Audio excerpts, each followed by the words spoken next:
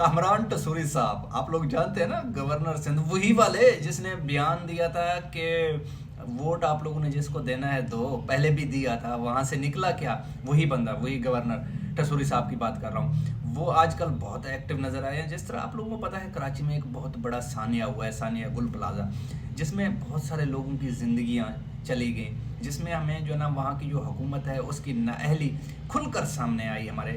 اور وہاں پہ جو ہے نا اتنے فائر بریگیڈ کی گاڑیاں نہیں تھی، پانی موجود نہیں تھا، تو وہاں پہ جو نا بر وقت بہت بڑی تباہی سے روکا جا سکتا تھا، حالانکہ نہیں روکا گیا اور وہاں پہ تباہی ہو گئی۔ اب ٹسوری صاحب سامنے آئے ہیں۔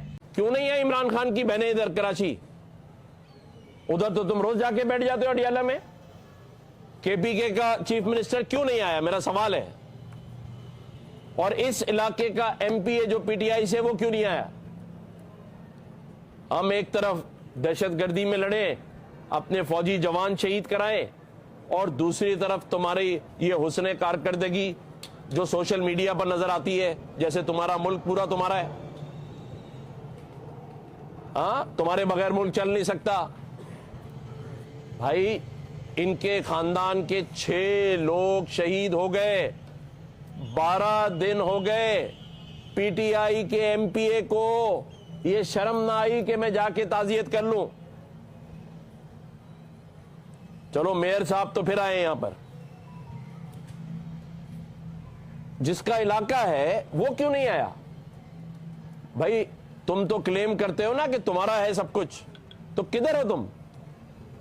اس کا اس کی کرنے پہنچ جاتے ہو، کیونکہ اس کے لیے یہ ملتا ہے باہر سے۔ سن لیا آپ نے ٹسوری صاحب کو۔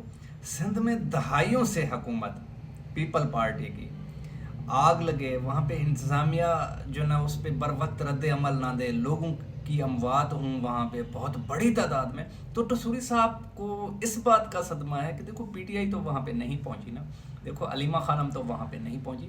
ٹسوری صاحب نے مینجمنٹ پہ جو مس مینج کیا گیا، جو وہاں پہ صحیح وقت میں جو ہے نا رد عمل نہیں دیا گیا، وہاں پہ آگ کو بجھایا نہیں گیا، وہاں پہ جو یہ بلڈنگ تھی، یہ پلازا تھا، یہ کس طرح بنا، کس کے کہنے پہ بنا، این او سی اس کو کب ملا، اس کو جو ہے نا جو ایمرجنسی ایگزٹ ہے وہ اویلیبل تھا یا نہیں، اس پہ ٹسوری صاحب نے بات نہیں کی۔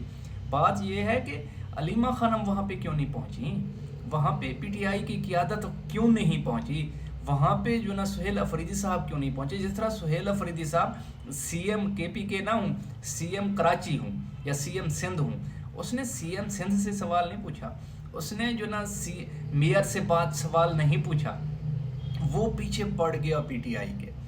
علیمہ خانم نے جس طرح وہاں پہ جا کے بالٹیاں اٹھا کے آگ بجھانا ہو، یا پھر جو نا سی ایم صاحب نے بالٹیوں کے ساتھ وہاں پہ آگ جو نا بجھانے کی کوشش کرنا ہو، تو جنہوں نے آگ بجھانا تھا، جن کا کام تھا، ان سے تو سوال پوچھا نہیں جا رہا۔ بارہ بڑے کنٹروورشل جو نا گورنر ہیں، آپ لوگوں کو پتہ ہے کہ ظاہر سی بات ہے وہ کس طرح کے گورنر ہیں۔ پہلے بھی ایک بار انہوں نے اس طرح کی جو نا عجیب و غریب سی حرکتیں کی تھی، جس کے بعد مجھے لگتا ہے ایسے کہ اس کو شٹ اپ کال دیا گیا تھا۔ شٹ اپ کال دینے کے بعد یہ کچھ لمحے کے لیے تو خاموش رہے، اب دوبارہ ارریلیونٹ بات ہے۔